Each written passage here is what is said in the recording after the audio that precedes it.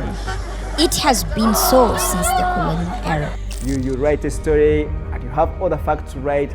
Even when you are still writing the story before it's published anywhere, someone calls you. Why are you writing that story? Drop that story.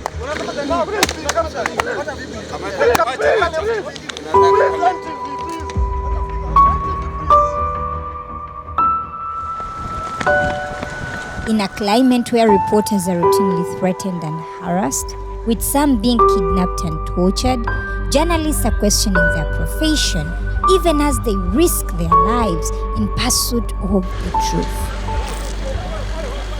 I found I was spraying journalists. There is no guarantee for protection. You're supposed to protect me. You're supposed to protect my gadget as well. That even when these people are fighting, you're supposed to have my back, that they don't even injure me. The government is contending that its hard stand is meant to protect journalists. We are trying to protect your lives. We are telling you there's a danger there. For you are insisting you must go where there's a danger. Yes, we shall beat you for your own sake. I think the security forces come to drive fear into people's hearts.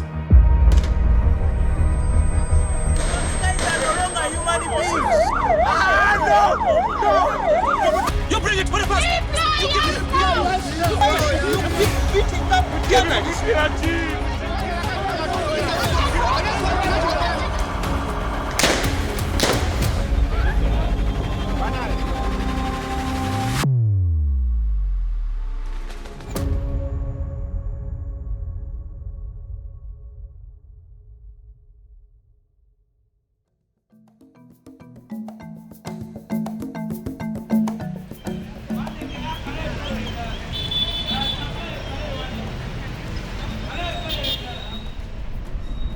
I am Marion Apio, a Ugandan journalist and a student at the University of California, Berkeley Graduate School of Journalism.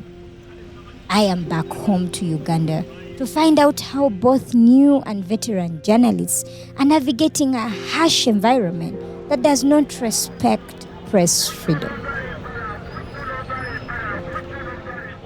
For many Ugandan journalists, practicing journalism is a do-or-die situation. Media companies are neglecting the safety of journalists and doing little to see that the perpetrators are held accountable. Reporters Without Borders, the main industry group monitoring human rights abuses against journalists, has not been able to track cases in Uganda, acknowledging that the available data falls significantly short of capturing the full extent of the abuse.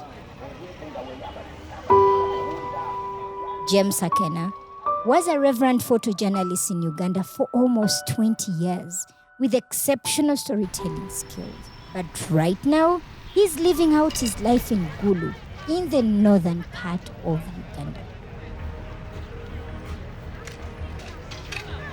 It was more about telling story using pictures. I just love to document. I found myself when I grew up, and that was my passion from childhood. And luckily enough, I grew up to pursue the same. And then eventually I found myself in that storytelling using my cameras. His byline was well known and respected in the newspapers and social media platforms. His work significantly impacting reporting on conflict and stories of human interest. He had gone in and out of hostile working environments, largely unscathed from the atrocities of the Joseph Kony rebellion in northern Uganda and the wars in the DRC Congo to the endless political protests in Kampala. He became a celebrated journalist in Uganda, East Africa, and around the world. His professional circle had grown and his work was appreciated by many. I had a chance to be in the same media house with James Akena. Should I say I had an honor. You marvel at his work. You know, I remember when he was at New Vision, then Independent, at Monitor. He's an artist. On the 18th August 2018, while reporting for an international news agency, Thomas Reuters, his story took a turn. I saw soldiers running towards me. So I thought maybe they were not wanting people to go where they were. So while I tried to turn around, then others had already cornered me from one place, and then I was like, I'm a journalist. So I was showing them, and then in the last, I couldn't run anymore. They had cornered me. So it's part of the training. You have got to show the surrender sign to them to hopefully they could think twice, but it was too late. Not really too late. I think the intention was clear. The police took turns beating him before he was incarcerated at the Uganda Central Police Station. It was an incident between life and death. I had a ring on one of my fingers, completely mangled up and crushed my bones. So the blunt beating on the back of the head, the back sides. Yeah, it was all over. So released from there later on without any charges. And yeah, that's the starting of my pain, and possibly it marked also the journey to the end of my practice. This was the last time Akena held a camera, and that one incident would mark the end of his journalism career. So I had to think and ask myself, what next? Since I don't feel so grateful about carrying cameras, what else can I do? Yeah, I thought of plan B. From journalism to alcohol seller, I now sell booze. I play for you some of the best sounds if you like. In the evening, we spice it up with some nice lightings to make you have heaven on earth. Yes, drink away, merry make, be happy. Don't lean on my table. Get over there. Yes. Akena is not an isolated case. Dozens of journalists have been violated by the police or the army. For Ugandan journalists, abuse has become increasingly frequent to face attacks at work, in their homes, or in the field. They are routinely beaten, arrested, and kidnapped.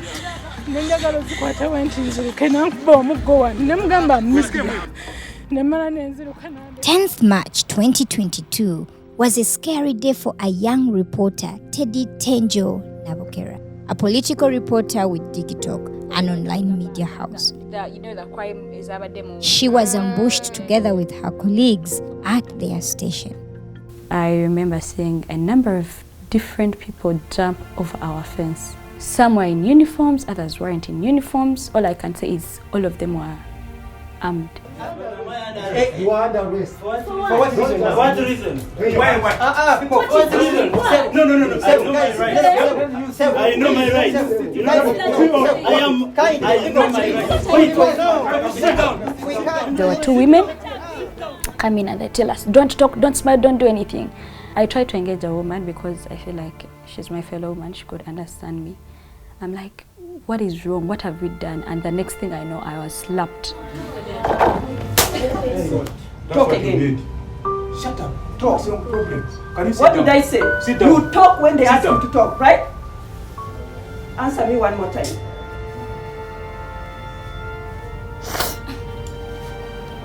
As if you're stubborn. One more time. We weren't clicking what exactly they meant, what they were talking about. We were terrified, we were scared. Told not to talk, not to smile, not to do anything, but rather put our phones on the table. Bring your phone. All your phones, put them here. Put all your phones here. Call the police, come. Put everything here. Their crime? Writing and publishing a book review titled The Kumanyoko Politics, a review that criticizes the sitting president's own book, Sowing the Mustard Seed. Everyone in the building was blindfolded, some handcuffed and taken to an unknown location. Arnold, handcuff with him. Handcuff him. Handcuff him with Arnold. The next thing I know, we reached somewhere I had never been before. Right now I know that place, but I had never been there before. I didn't know that place even existed.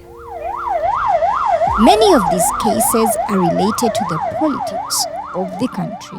It is during elections, but the electoral season in Uganda comes very fast.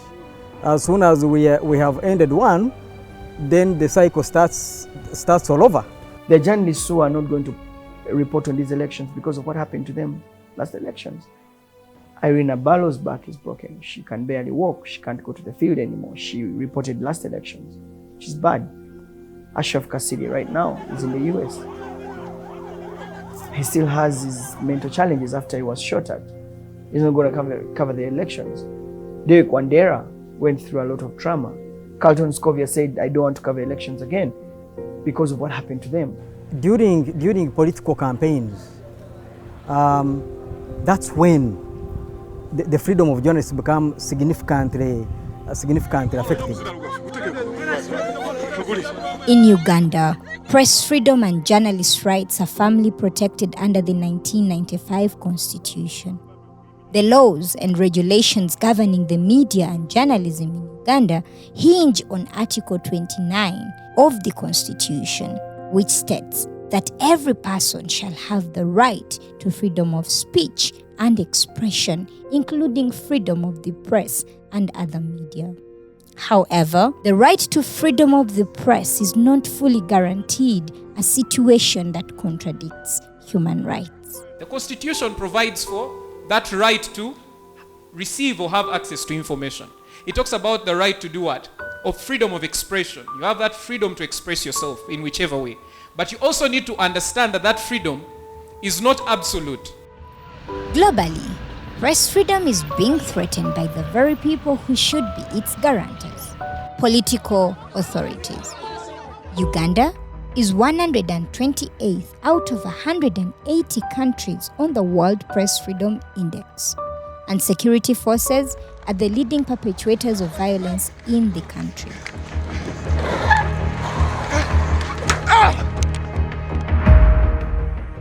Robert Sempala, Executive Director of Human Rights Network for Journalists in Uganda, an organization that advocates for the recognition, promotion, and protection of the rights of journalists and other media practitioners, explains why the country stands at this position. The media here is partly free.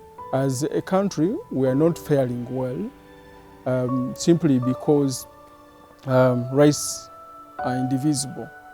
They are interlinked, interconnected. So if one bit is restricted, it certainly means that the industry is restricted.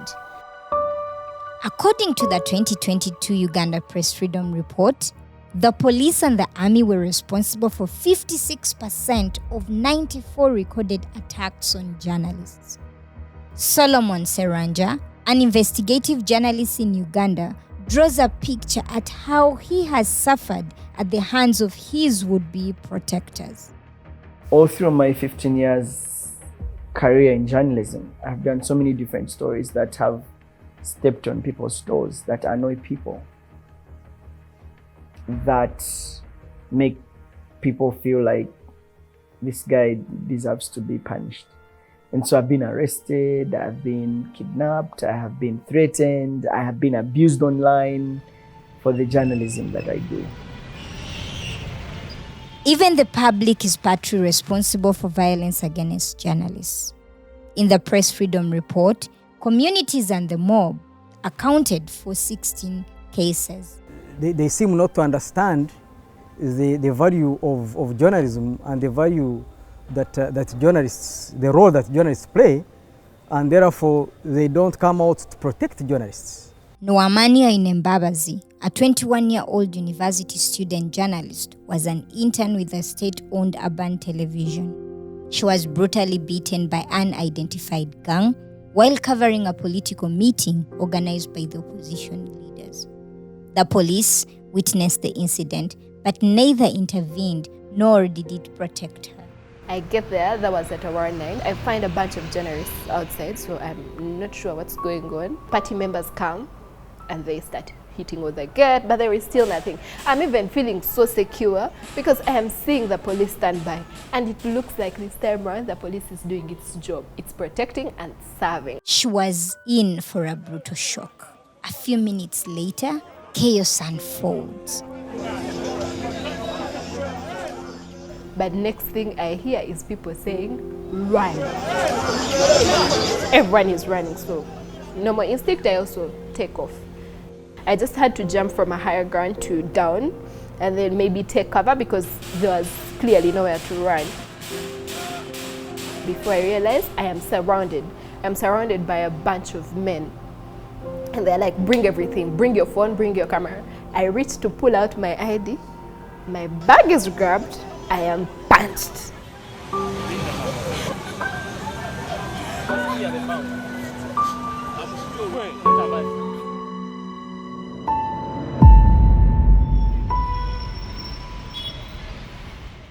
In the Uganda Press Freedom Report, out of these 94 cases, 30 incidences were of assault, 22 arrests, 4 confiscation of gadgets, 15 incidences of equipment damage, 3 threats, 9 charges, 10 incidences of blocked access, and 2 cases with unknown specifications. The person who has been assaulted has also a right, given the evidence available, to sue the officer personally if they are identified, or the organization in the whole if they feel like the organization could have done more to prevent the activity that happens. We've seen journalists being arrested, kidnapped, held incommunicado, tortured, only presented with torture marks, visible torture marks, and that has engrossed fear the more. So there are bits where journalists do not want to cover. But what happens to perpetrators? They are investigated. The army always charges them in general court martials. The police can charge them in disciplinary courts, but like I said, we have also the right to charge them in criminal courts, and also the members of the public who have been affected by the chaos or the abuse of rights have also the right to sue the officers in courts of law.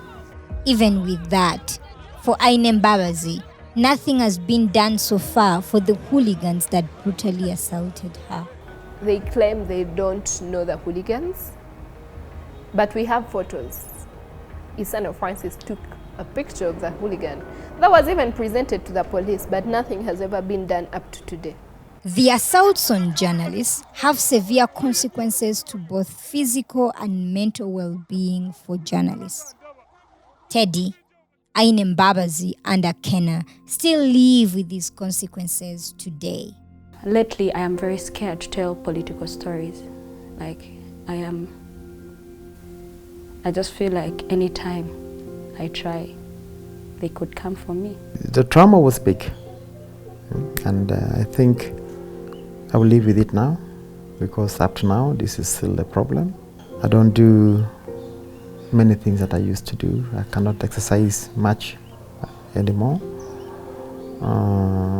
because of the weaknesses this has brought to my general body. I have been silenced. I've seen death, like how fast it can come, and I can't lie that I can be myself anymore.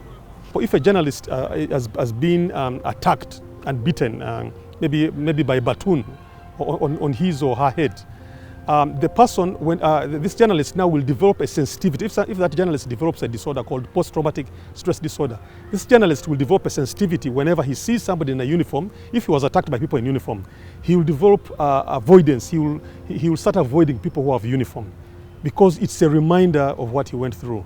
This journalist may start experiencing nightmares. My question now is, did these journalists ever receive help? Were they even given support by their newsrooms in light of these incidents? My media house responds by sending in a vehicle to pick me from the place to the next facility, to pick me from the clinic to the next facility.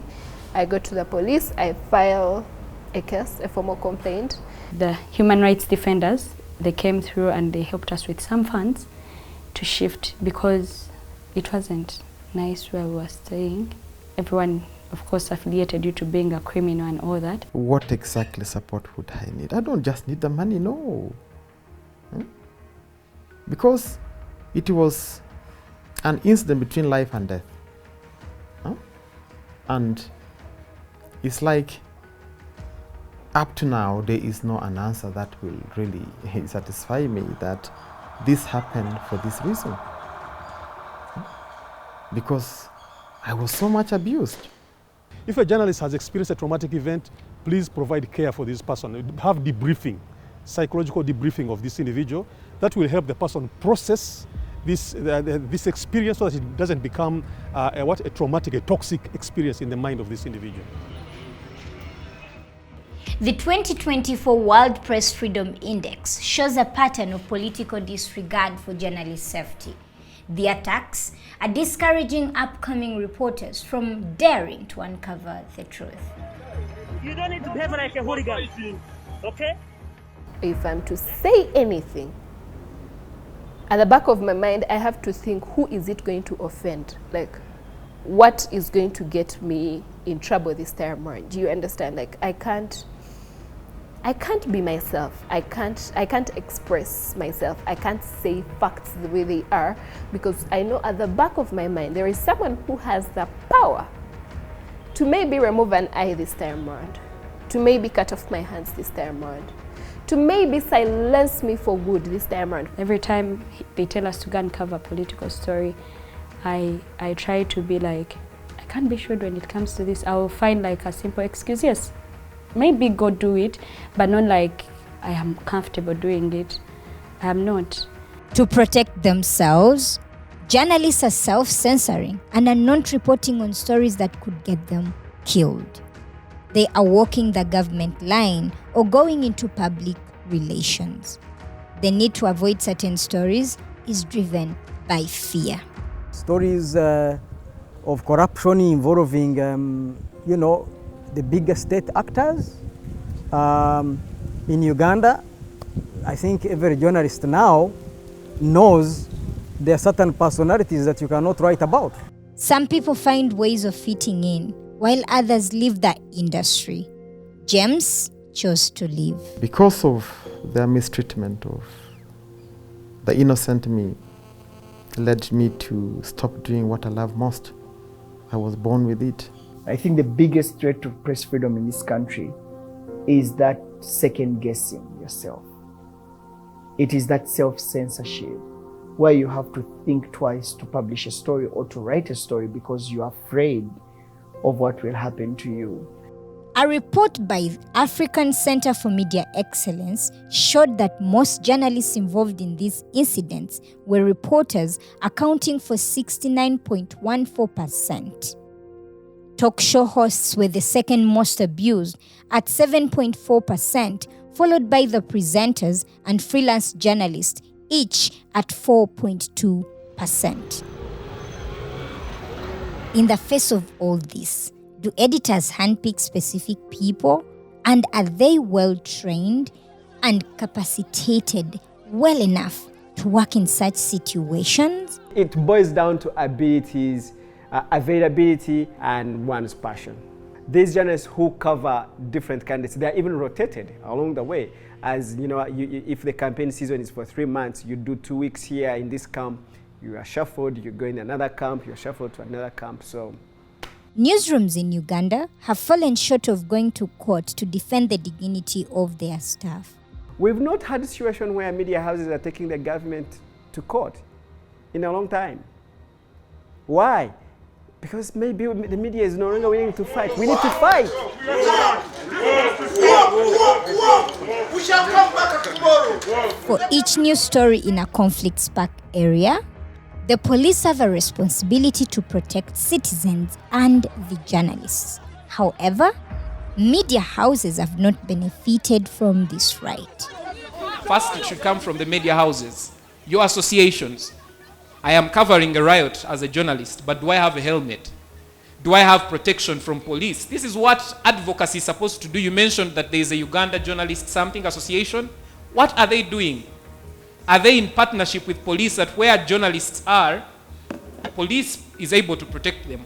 And when police fails at that and it is, in fact, the one that is beating you up, what redress is there? There's no existing understanding between the media and the police.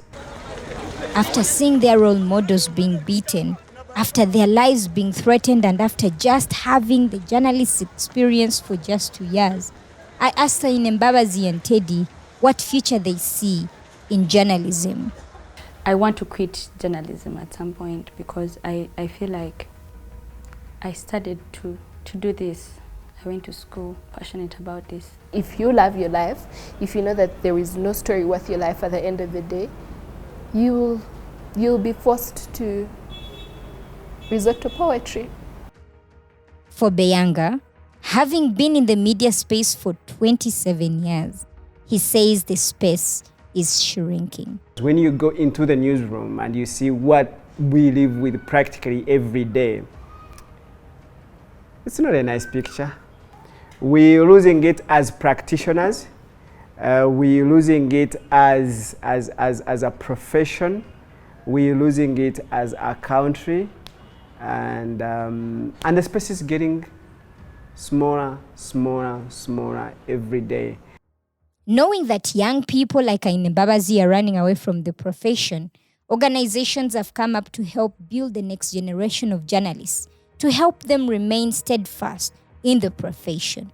There is so much hope for the future of journalism in young people who are niching out from the mainstream traditional journalism, working on specific thematic areas from gender to climate change to covering issues of development and focusing on those issues. Why? Because there are people who are looking for that information and they don't get that information because it's hidden in the different many stories that are done by mainstream journalists. We have so much power that we just let lie around. We need journalists to be able to stand together and say enough is enough, and stand to support those who have been abused, to claim compensation, not just for now, but for the future. Starting with the media houses, we need to be willing to fight for our space, fight for our people, give them the dignity they deserve, give them the pride to work in media and fight for the media space. So I'm hopeful that journalism is not dead. That journalism may be limping, but it will move forward. So I think that this election, all of us have to stand up and defend journalism. Because if we don't, democracy will die in darkness.